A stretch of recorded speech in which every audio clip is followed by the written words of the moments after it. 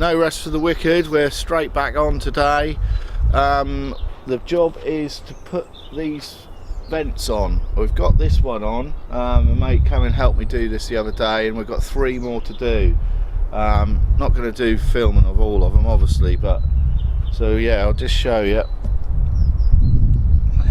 These are remakes of the original flaps, so we've just got to take them off, and then eventually we'll have a hole cut in here from the inside, so you have a nice air vent detail on the inside. So that's the plan today.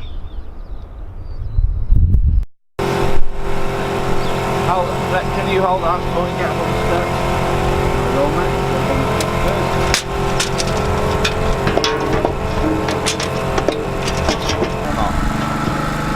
And I've got to pull it. You a bit. Sorry, out to you a bit.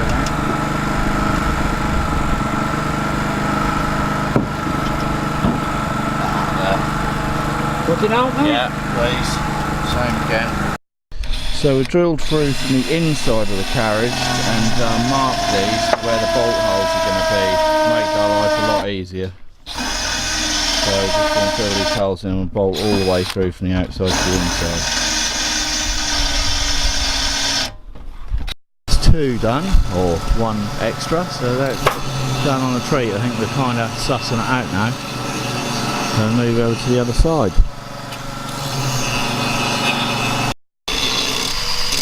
Got to grind off, there's some original little nuts that are a bit proud, so we've just got to take them off flush so we can get these plates on.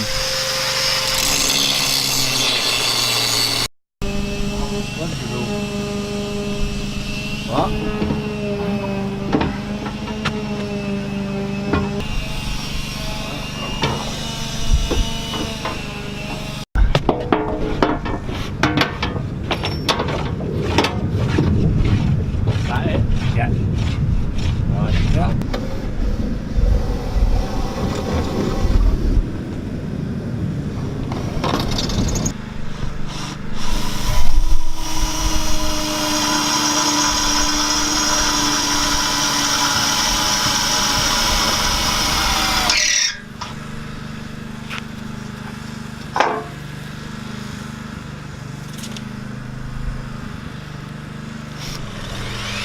So this is a interesting little problem. We put these boards on here. What we're originally going to do is half flap them so they were sort of like tongue groove and tucked into each other. It was a hell of a lot of work. When we decided, we thought maybe not, we'll just butt them up. What's happened is, with the heat and the air, they've obviously shrunk up. So we've now got these gaps. And I think the only way we're going to be able to resolve that, bar taking everything off and starting again, is to put like a cover strip on here. And we looked at one of these previously, and they had the boards running parallel, and they had cover strips on that for that pure reason, as with the expansion and contraction of the wood, these gaps will always be there.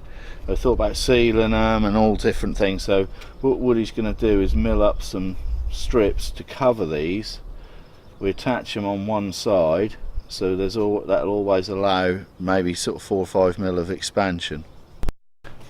So we're going to use something a bit like that to cover, maybe with a bit more of a chamfer so we don't get any rain held up on here, and I think that'll actually look quite nice. I think even with the half lapping, I don't think we could have compensated for some of these are 5 or 6 mil, so you'd still seen a gap there, whereas with this I think this is going to be a lot nicer way of covering it over, and it's still, because it's got a chunky old thing, so I'm still going to be able to pull that off, I think. But another job to do. It was quite a lot of effort yesterday to get these flaps done, but I'm glad we did, because I think they're very much part of the carriage.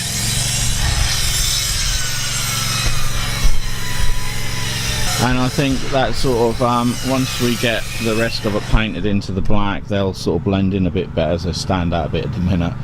But I'm glad we made the effort to get them back on, because I think that's just giving them a little bit of something.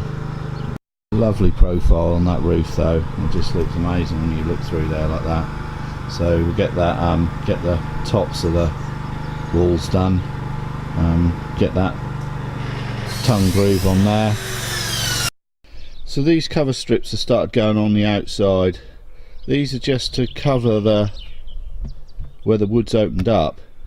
We'll put a little bevel on them so the rain will run off, and I think they're quite effective. The only thing that did make me laugh for Thorn is I just imagined this as a chrome in chrome, and I do look a lot like the old Buccaneer trailers. That's probably my influence there. But this side's fairly much nearly done. Stable doors on this end as well, this looks quite nice. Woody's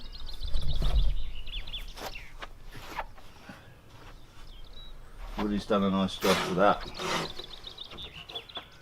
Nice chunky door. Just got to get a bit of glass for that. And then in here we've done all the top half with the 6mm.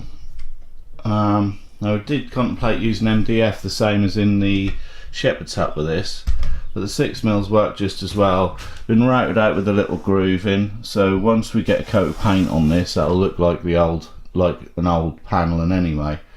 But it gives it a nice clean look, and you've got to even out the amount of wood. We've got a lot of wood here. If we decide to put a wood floor down and we've got a wooden roof, that bit in the middle painted should just give it a nice little look.